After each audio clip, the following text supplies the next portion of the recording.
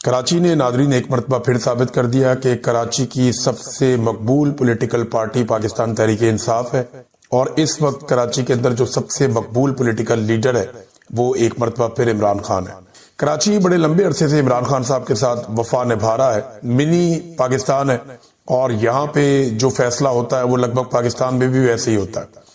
پاکستان کے ہر کونے سے لوگ کراچی کے اندر رہتے ہیں، اور کراچی کا فیصلہ لگ بھگ پاکستان کا فیصلہ ہوتا ہے۔ پاکستان تحریک انصاف کو کراچی نے کبھی مایوس نہیں کیا۔ جب عمران خان صاحب کی حکومت گری تو یہ کچھ مناظر آپ دیکھیے، یہ تب کی ہیں جب عمران خان صاحب نے اپنی حکومت گرنے کے بعد کراچی میں جلسہ کیا تھا، اور کس طرح سے پاکستانیوں نے انہیں رسپونڈ کیا تھا۔ جس رات عمران خان صاحب کی حکومت گری، اگلے ہی روز شہر کراچی میں لوگ بہت بڑے پیمانے پر باہر نکلے، انہوں نے قومی ترانہ پڑھا پاکستان کا، اور عمران خان صاحب کے فوٹوز اٹھا کر یہ پوچھا کہ خان صاحب دیکھیں کوئی شہر رہ تو نہیں گیا جو آپ کے لیے آج باہر نہیں آیا۔ بلکہ وہ عمران خان صاحب کے بارے میں یہ کہہ رہے تھے کہ ایک ایسا وزیر اعظم جو ڈائری لے کر نکل گیا وزیر اعظم ہاؤس سے، اور اس طرح کا وزیر اعظم ہمیں دوبارہ نہیں ملے گا۔ بہت کراچی والوں کے جذبات بڑے ہائی تھے، اور وہ ہوا بھی ہے۔ عمران خان کے جانے کے بعد جو تباہی ہوئی پاکستان کی، وہ ایک ایک بچہ پاکستان کا گواہ ہے۔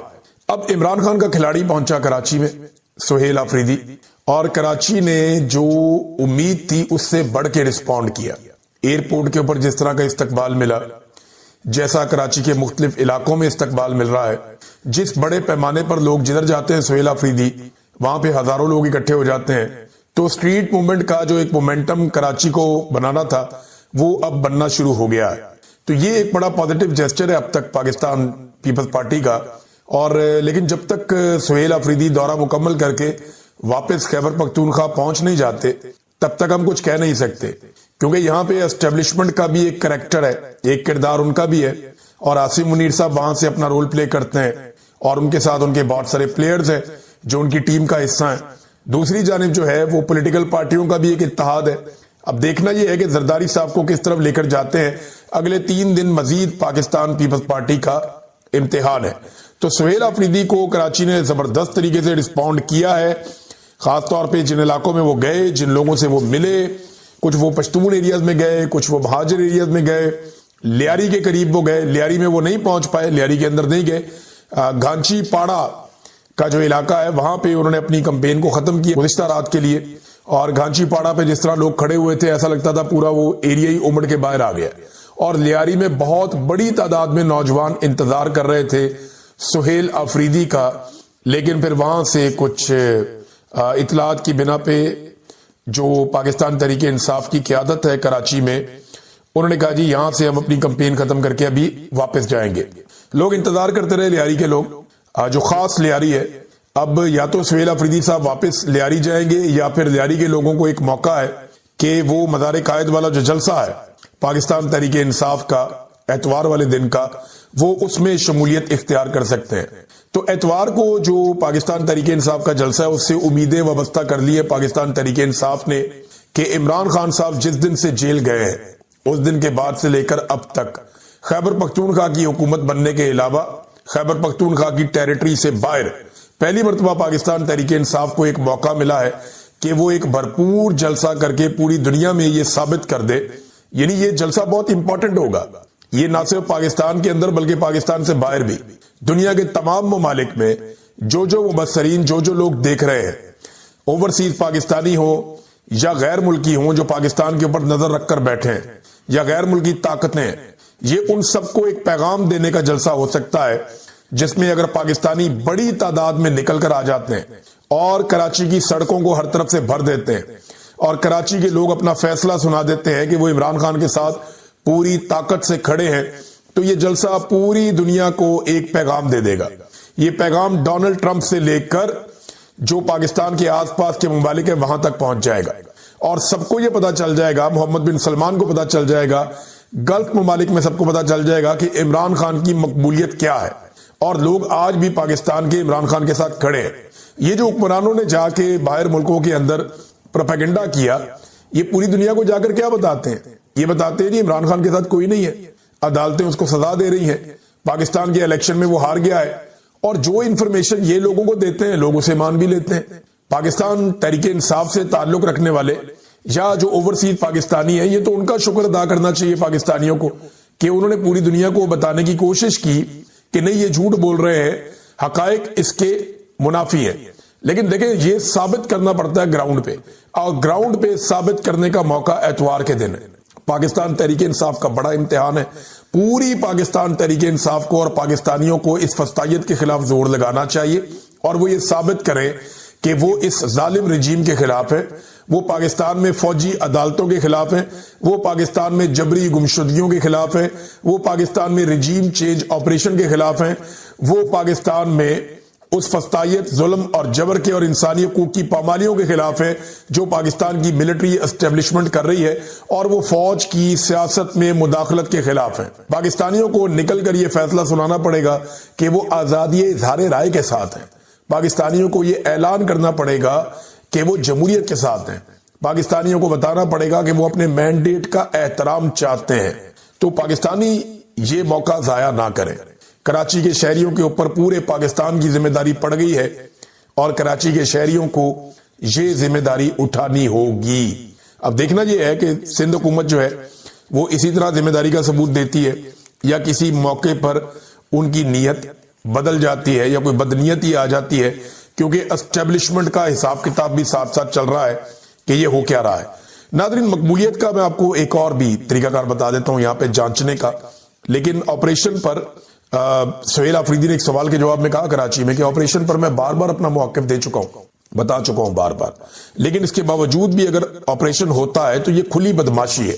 سہیل آفریدی نے بات چیت کرتے ہوئے کہا کہ خیبر پختونخوا میں آپریشن کا مقصد تحریک انصاف کو ختم کرنا ہے۔ ہم صرف ٹی ٹی پی نہیں بلکہ تمام دہشت گرد تنظیموں کی مخالفت کرتے ہیں۔ ایک طرف حکومت یہ پروپیگنڈا کر رہی ہے کہ پاکستان تحریک انصاف کے اوپر یہ الزام لگایا جاتا ہے کہ یہ ٹی ٹی پی کا سیاسی ونگ ہے، دوسری طرف Pakistan Tehreek Insaf T T P سمیت تمام دہشت گردوں کی مذمت کر رہی ہے۔ تو یہ کیا بات ہوئی؟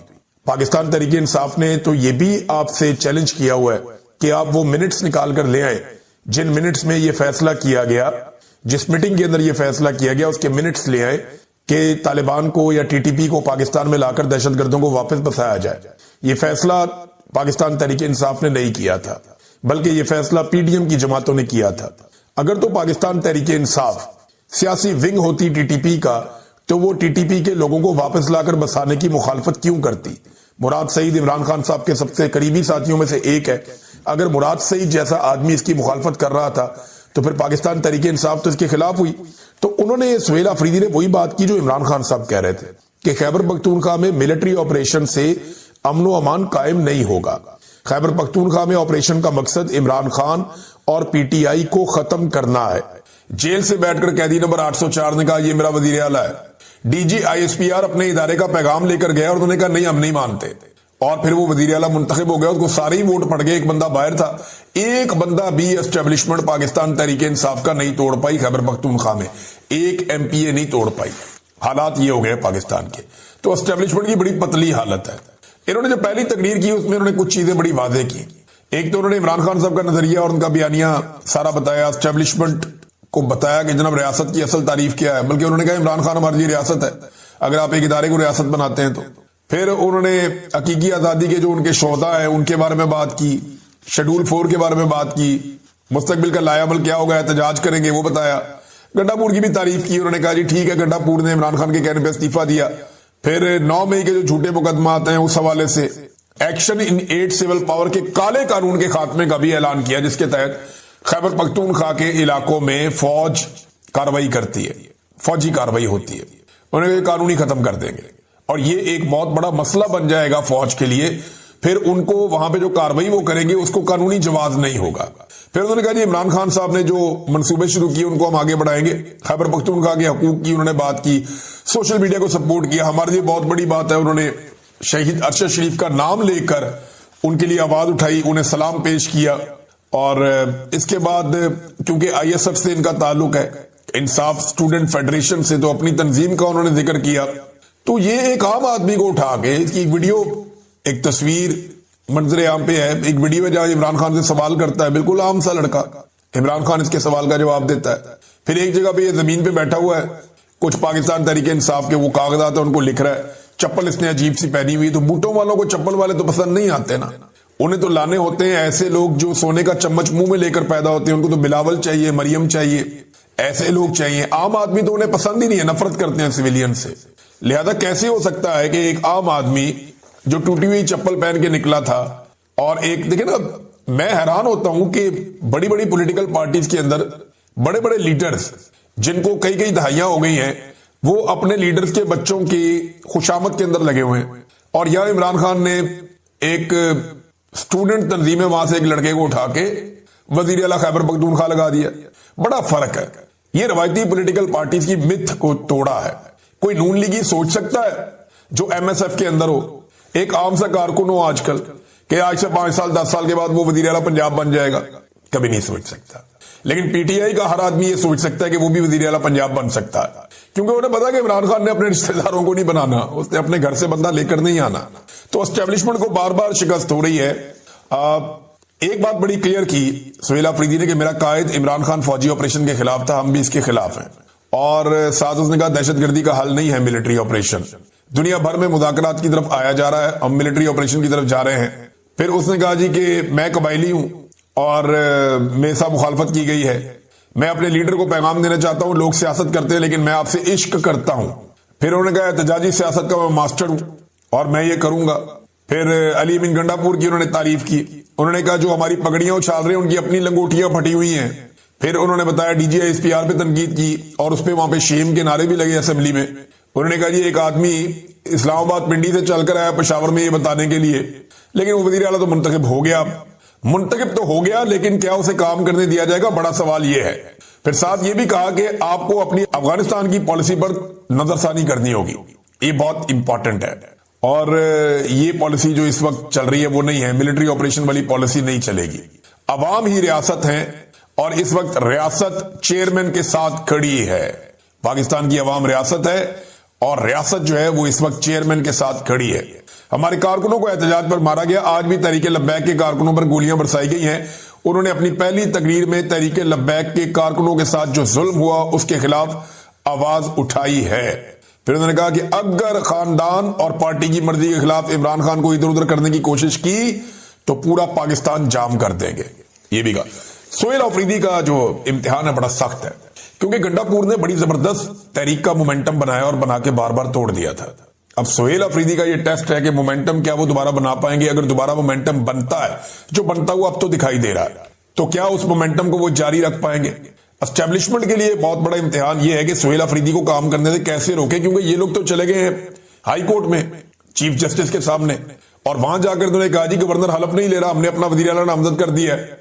और वो कह रहे जी पिछला भी मुस्ताफी नहीं हुआ, हालांकि पिछले ने असेंबली के फ्लोर पे खड़े होकर भी कह दिया, आप अदालत में बुला लें, यहां पे आके भी कह देगा। वो पिछला वाला जो है वो 2 दफा लिख के भी दे चुका है और वो बहाने बना रहा है कि नहीं ये मुस्ताफी नहीं हुआ। ये तो है 5 मिनट का काम।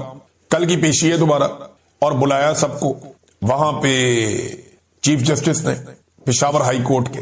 तो ये तो हलफ तो कोई और भी ले सकता है, गवर्नर नहीं लेगा तो हलफ चीफ जस्टिस खुद ले लेगा। ये उसके पास आइन में हक है, कानून उसको ये इजाजत देता है कि वो खुद हलफ ले सकता है चीफ जस्टिस, अगर गवर्नर नहीं लेता तो। लेकिन इससे पहले जब खैबर पख्तूनख्वा में मखसूस नशिस्तों के नहीं हो रहे थे हलफ, तो फिर इन्होंने तरीकाकार बनाया था ना कि जनाब इस तरह करके फलानी जगह पे जाके वहां पे हलफ ले लें अगर यहां नहीं लिए जा रहे तो ये 2 नंबरी इस किस्म की जाती है, पहले भी की जाती रही, हम देखते रहे। तो अब जो है वो अगर वजीर आला का हलफ नहीं लिया जाएगा और गवर्नर जो है वो टामक टोइयां करेगा कि मैं नहीं लेता, तो फिर वो चीफ जस्टिस ले लेगा।